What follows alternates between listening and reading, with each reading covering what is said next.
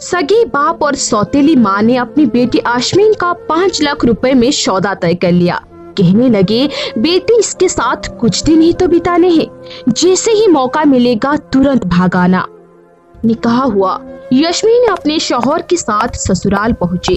जैसे ही रात हुई तो उसका शौहर यास्मीन की तरफ देखते हुए कहने लगा, मैं तुम्हारी हर ख्वाहिश पूरी करूंगा। तुम जो चाहोगी मैं तुम्हें ला कर दूंगा, लेकिन कभी मुझे छोड़कर मत जाना। मैं नहीं जानता कि मुझ में ऐसा क्या कमी है जिसकी वजह से मेरी 2 बीवियां मुझे छोड़कर चली गई, क्योंकि मैं जानता हूँ मेरे पास वो सब कुछ है जिसे पाने की हसरत हर लड़की की होती है।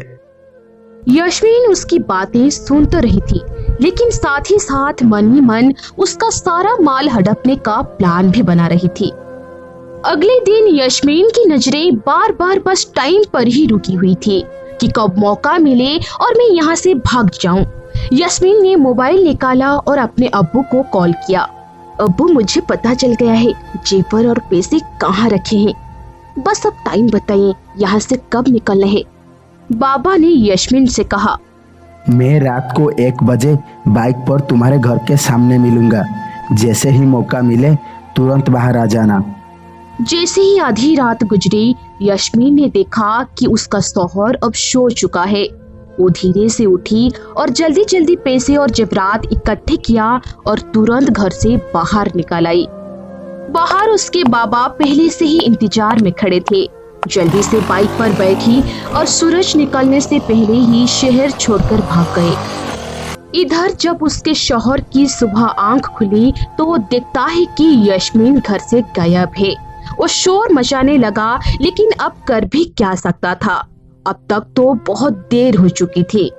मोहल्ले वाले इकट्ठे हो गए, पुलिस में कंप्लेन की, यास्मीन के घर पहुंचे, लेकिन वहां से वो लोग रातों रात ही जा चुके थे। यास्मीन सब कुछ लूट कर ले गई थी। अब उन्होंने दूसरे शहर में एक मकान किराए पर ले लिया था। यास्मीन का बाप बहुत खुश था। शाबाश बेटी, इस शादी में हमको पूरे 10 लाख रुपए का फायदा हुआ है। यास्मीन ने नए कपड़े खरीदे, सौतेली माँ ने भी अपने लिए गहने खरीदे और बाप ने नई बाइक खरीदी। पूरा परिवार खुश था। यास्मीन की 2 सौतेली बहनें भी थी। वह भी इसी तरह से जाली शादियां करके लोगों का माल हड़प कर रातों रात गायब हो जाया करती थी। कहने का मतलब यह है कि पूरा परिवार ही इस फ्रॉड गर्दी के घिनौने जुर्म में बराबर का शामिल था। यास्मीन 10वीं क्लास पास थी और बाकी उसकी दोनों सौतेली बहन बस 5वीं क्लास की पास थी। कुछ दिन गुजारने के बाद उनके घर फिर एक रिश्ता आया। वो 50 साल का बूढ़ा था जो शादी करना चाहता था।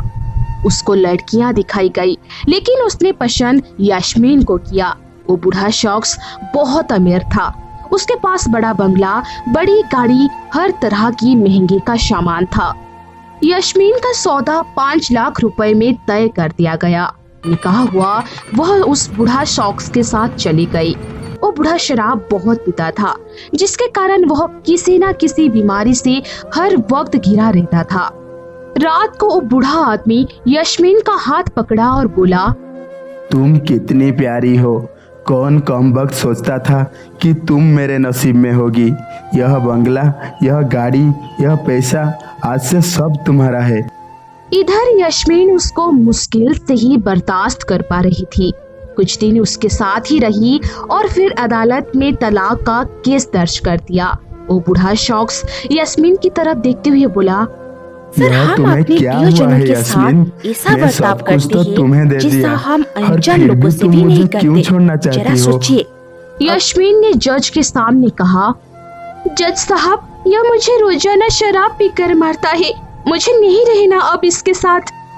यास्मीन की बातें सुनकर और उस बूढ़े शख्स की शराब पीने की मेडिकल रिपोर्ट देखकर जज ने दोनों की तलाक को मंजूरी दे दी और इस तरह से वहां से भी यास्मीन अच्छा खासा पैसा लूट कर ले गई। यास्मीन की जिंदगी अब पूरी तरह से बदल गई थी। ना जाने वह कितनी जिंदगियों को धोखा दे चुकी थी। यस्मीन और उसका परिवार अपने शहर से कहीं दूसरे शहरों में जाते और किराए का घर ले लेते और मजबूर जरूरतमंद लोगों के जज्बात के साथ खेलकर कुछ ही दिनों में गायब हो जाते हैं। ये सिलसिला ऐसे ही चलता रहा। फिर एक दिन एक रिश्ता करवाने वाला बिचौलिया एक वरुण नाम के लड़के का रिश्ता लेकर उनके घर आया, जिसकी पहली बीवी इस दुनिया से चल बसी थी। बस उसके पास अब एक छोटी सी बेटी थी। लड़के के घर वाले लड़की देखने आए तो उन्हें भी उन तीनों में से यस्मीन ही पसंद आई। रिश्ता करवाने वाला बिचौलिया ने उन्हें पहले ही बता दिया था कि लड़की का बाप इस रिश्ते के लिए 5 लाख रुपए मांग रहा है। यस्मीन का माँ बाप का कहना है कि हम गरीब लोग हैं, शादी दहेज का खर्च नहीं उठा सकते, जो पैसे आपसे ले रहे हैं उसे ही निकाह की रस्म में अदा करेंगे। वरुण के माँ बाप ने लड़की वालों की मजबूरी समझकर यह रिश्ता पक्का कर लिया और 2.5 लाख रुपए एडवांस दे दिए। 10 दिन बाद निकाह हुआ और बाकी के बचे हुए 2.5 लाख रुपए भी दे दिए। वरुण का निकाह जिस लड़की से हो रहा था वो वही धोखेबाज यस्मीन थी।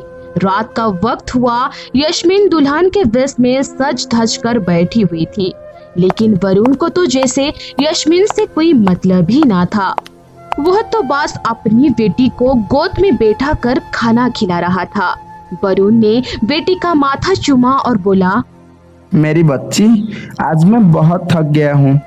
इधर यस्मीन भी यह सब मन लगाकर देख रही थी और वरुण की बच्ची को भी महसूस कर रही थी।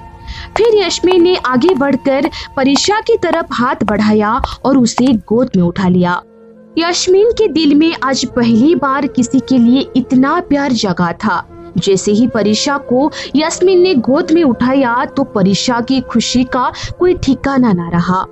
यस्मीन की गोद में जाते ही परीक्षा चुप हो गई। उसको लगा कि जैसे उसकी खोई हुई माँ वापस आ गई हो, लेकिन उस बेचारी मासूम को क्या पता कि वो उसकी माँ की शुरुआत में एक फ्रॉड औरत है। परीक्षा कुछ ही पलों में यस्मीन की गोद में सर रखकर सो गई। वरुण बहुत खुश हुआ और यस्मीन की तरफ देखते हुए कहने लगा, अल्लाह करे बेटी को आपकी सूरत में माँ का प्यार मिल जाए। वरुण ने यस्मीन का हाथ थामा और मोहब्बत भरे अल्फाजों से कहने लगा, मेरी बेटी ने माँ का प्यार नहीं देखा। वो बहुत छोटी थी जब उसकी माँ चल बसी थी। वो मन की मोहब्बत चाहती है। प्लीज एक अच्छी माँ बनकर मेरी बेटी की परवरिश करना। यस्मीन परीक्षा के खूबसूरत मासूम चेहरे की तरफ देखती है। ना जाने कब परीक्षा उसे अपनी बेटी की तरह महसूस होने लगी। इसी तरह रात गुजर गई। जैसे ही सुबह हुई, परीक्षा रोने लगी।